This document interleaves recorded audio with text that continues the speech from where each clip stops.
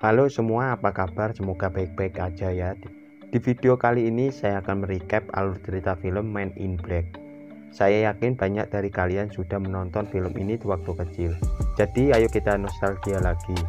Men in Black merupakan sebuah organisasi rahasia pemerintah, bertugas mengatur dan memonitor interaksi makhluk luar angkasa di bumi. Nah, sebelum ke filmnya, subrek dulu bagi yang belum tekan tombol loncengnya biar kalian gak ketinggalan update video terbaru. Dan inilah Men in Black.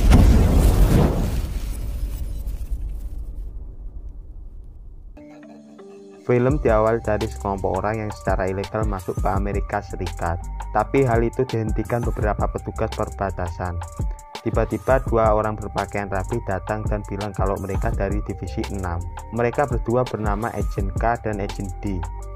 Agent K pun memilih salah satu seorang dari mereka.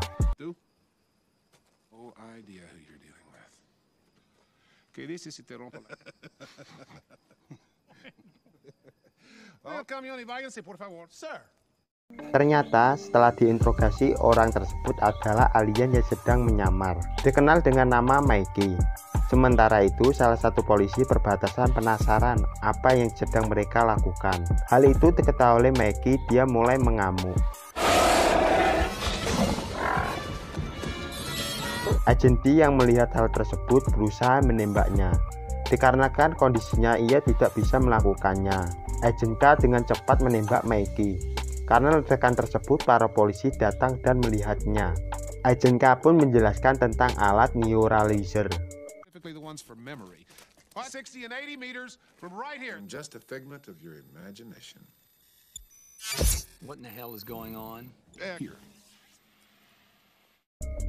Alat yang dapat menghilangkan ingatan. Jadi ketika seorang melihat sinar tersebut, ingatannya bisa hilang. Ternyata malam itu adalah hari terakhir Agent D bertugas.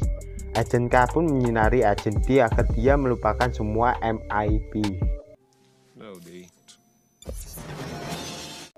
Di sisi lain, seorang polisi bernama Samsul sedang mengejar seseorang. Tapi dia dikejutkan karena orang tersebut bisa memanjat tembok. Samsul mengejarnya sampai ke lantai atas. Tapi orang tersebut bilang dunia akan hancur karena sesuatu akan datang. Sesuatu tersebut akan datang karena dia gagal melakukan misinya. Lalu orang tersebut bunuh diri.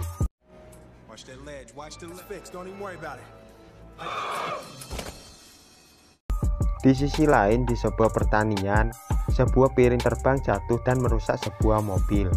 Pemilik petani tersebut mengeceknya, tapi dia malah dimakan. Bagian dalam tubuhnya dimakan dan hanya menyisakan kulitnya. Kulitnya inilah yang makhluk ini pakai sebagai penyamaran. Makhluk ini pun masuk ke rumah dan meminta air gula. Istri pemilik petani ini curiga kenapa suaminya bersikap aneh. Ia pun pingsan saat makhluk ini menarik kulit kepala suaminya.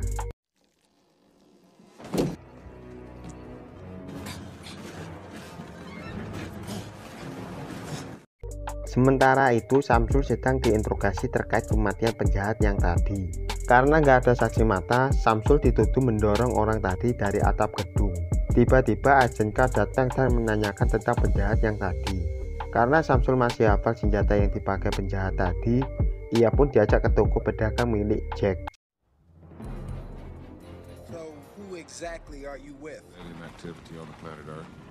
Samsul seorang polisi kenal dengan pemilik toko tersebut, dan dia yakin Jack tidak menjual senjata.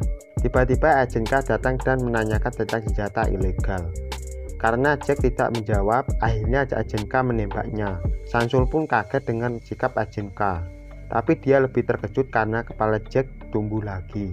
Lalu Jack menunjukkan senjata ilegal dari berbagai galaksi.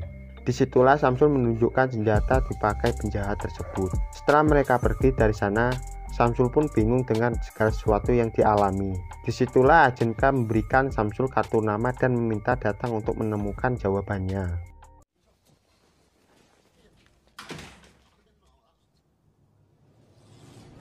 Keesokan harinya, Samsul datang ke tempat tersebut. Ternyata di sana sedang diadakan ujian untuk merekrut seorang anggota. Samsul nggak tahu apa-apa, cuma mengikuti arahan dari Agent Z. Why exactly are we here? Best of the best of the best, sir. Your boy Captain America.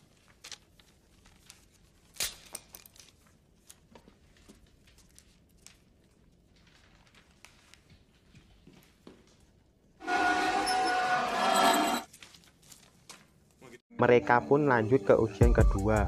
Di sini semua orang menembaki monster, tapi Samsul malah menembak seorang anak perempuan. Agent Z menanyakan kenapa Samsul menembaknya. Samsul menjawab semua monster terlihat gak berbahaya.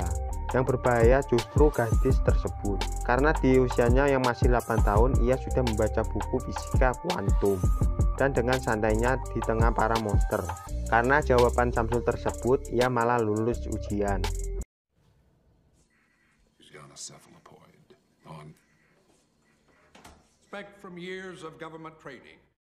Agent K pun mulai menjelaskan tentang MIB kepada Samsul. Dulu tahun 1950 pemerintahan membentuk MIB membangun kontak dengan alien. Nah, tahun 1961 pertama kalinya alien datang ke bumi. Mulai dari situlah banyak alien yang datang ke bumi. Samsul pun tidak percaya dengan apa yang Agent K katakan, sampai dia melihat alien yang asli. Alien-alien ini disebut analitik. That's not decaf, is it? Oh, good. Don't work too hard. Agent K menjelaskan di bumi ada sekitar 1.500 alien. Paling banyak berada di Medan. Mereka menyamar menjadi manusia agar bisa berbaur. Syarat untuk menjadi MIB adalah Samsul tidak boleh melakukan kontak dengan manusia. Semua data akan dihapus dan Samsul akan dianggap tidak berada. Agent K pun memberikan waktu sehari untuk berpikir. Dia pun lalu pergi dari sana. Hey, is it what? If you're strong enough.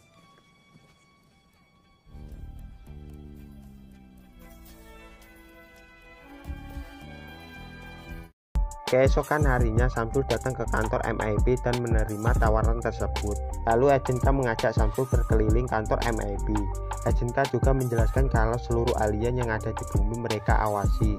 Lalu Agent K memberikan pakaian khusus MIB dan menghapus semua data milik Samsul, menghapus sidik jarinya dan memberikan nama baru yaitu Agent G. Dari sinilah Agent G resmi menjadi MIB. Anonymity. You're above the system and in black. I make this look good. Di sisi lain, makhluk alien kemarin sedang mengawasi pemilik toko emas Rosenberg. Ternyata Rosenberg bertemu seorang di sebuah restoran. Dia dan Rosenberg adalah alien Aqualian. Rosenberg salah satu anggota kerajaan Aqualian.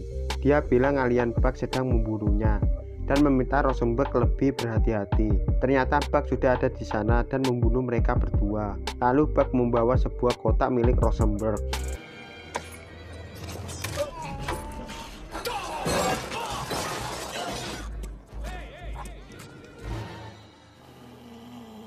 Di sisi lain, Agent K dan Agent G sedang mencari informasi dari sebuah surat kabar dan mereka menemukan kejanggalan. Mereka pun pergi ke ladang pertanian yang kemarin. Setelah mendapatkan informasi dan tahu alien apa yang sedang mereka hadapi, mereka pun pergi dari sana.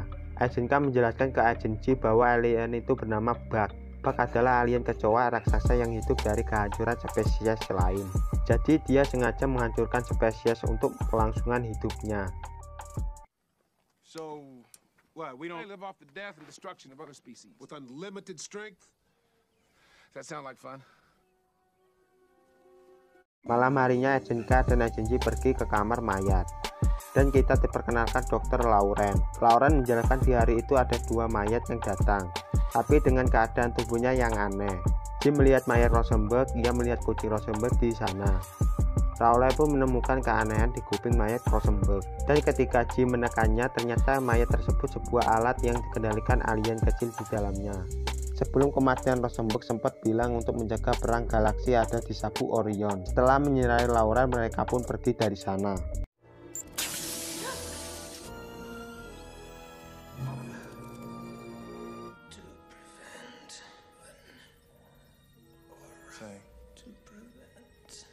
Orion's belt? Belt. The hell does that mean? Rosenberg. Oh. Di sisi lain, Z dan G sedang menyelidiki perkataan Rosenberg tentang galaksi di sabuk Orion. Bisa dibilang di Orion gak ada galaksi, karena sabuk Orion cuma terdiri dari 3 bintang, sementara galaksi terdiri dari miliaran bintang. Tiba-tiba mereka mendapatkan informasi ada beberapa alien yang kabur ke bumi. Setelah dicari tahu penyebabnya, ternyata kapal perang Aqualian. Z yakin ini ada hubungannya dengan kematian Rosenberg, anggota kerajaan Aqualian. Lalu Z memerintahkan mereka berdua untuk pergi ke toko perhiasan milik Rosenberg. They sound pissed. What the hell do they know? Ternyata Buck sudah datang duluan ke toko tersebut. Dia terlihat sedang mencari sesuatu, lalu dia melihat foto kucing Rosenberg. Beberapa saat kemudian J dan K datang ke toko tersebut. Terlihat toko tersebut sudah berantakan. Tiba-tiba J melihat Buck di luar yang akan kabur. Tetapi sepanjang dia menembaknya, dia malah membuatnya kabur. K memberitahu J lebih bijak menggunakan senjatanya. Sebisa mungkin jangan menarik perhatian publik. Karena yang terpenting menjadi seorang MIB adalah menjaga keamanan dunia tanpa diketahui siapapun dan tidak membuat kepanikan.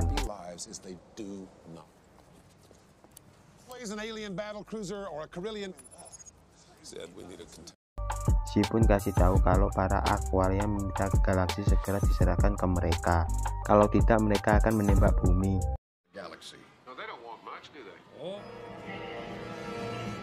Karena hal itu, K mengajak Ji bertemu seorang yang punya pengalaman bertahun-tahun dalam politik antar galaksi. Ternyata yang dimaksud adalah alien anjing yang bernama Frank. Dari Frank ini, K mendapatkan informasi bahwa Rosenberg adalah penjaga galaksi. Galaksi tersebut adalah sumber energi Aqualian. Tanpa galaksi tersebut, bangsa Aqualian akan mati, dan itu akan sangat menguntungkan untuk alien Buck. Frank juga bilang galaksi tersebut ada di bumi. Ukurannya kecil, sekecil kelereng. Ji pun teringat akan kucing milik Rosenberg. Now if you excuse me, I got it. Size doesn't matter. Just If the galaxy's here, it's not. Okay. Sementara itu di kamar mayat Dr. Lauren dihampiri kucing Rosenberg. Ternyata kucing tersebut bernama Orion, dan Lauren melihat galaksi yang ada di kalung Orion. Ternyata itulah galaksi dimaksud Rosenberg kalau galaksi ada di sabuk Orion.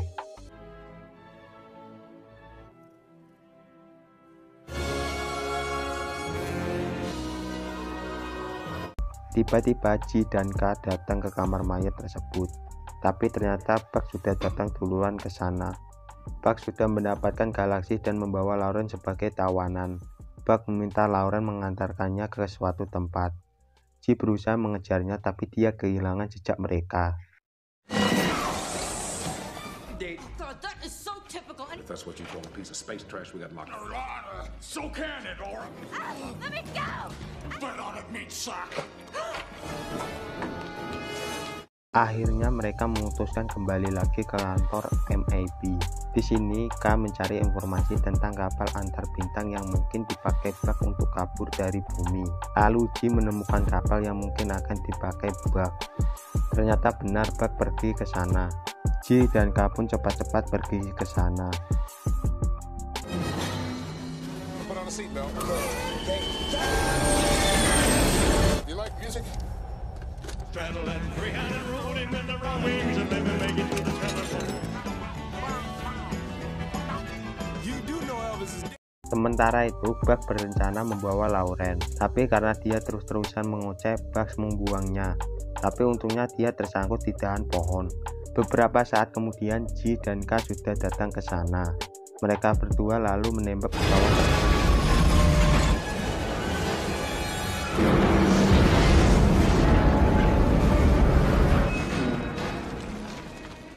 Disinilah Buck menunjukkan bentuk aslinya.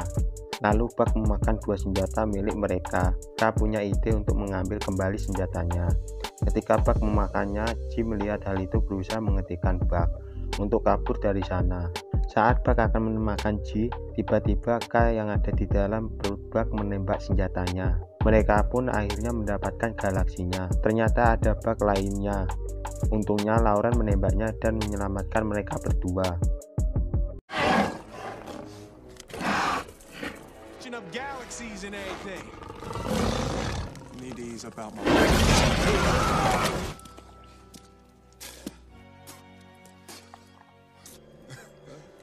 It's dead. I guess you weren't even alive in 6 Setelah membersihkan diri, K meminta Jim untuk menyinarinya karena hari itu merupakan hari terakhirnya bertugas. Jim bukanlah direkrut untuk menjadi partner dari K, tapi menjadi penggantinya. Awalnya Jim menolak, tapi dia sadar kalau memang K sudah harus pensiun. Lalu dia menyinarinya. Okay. Just been...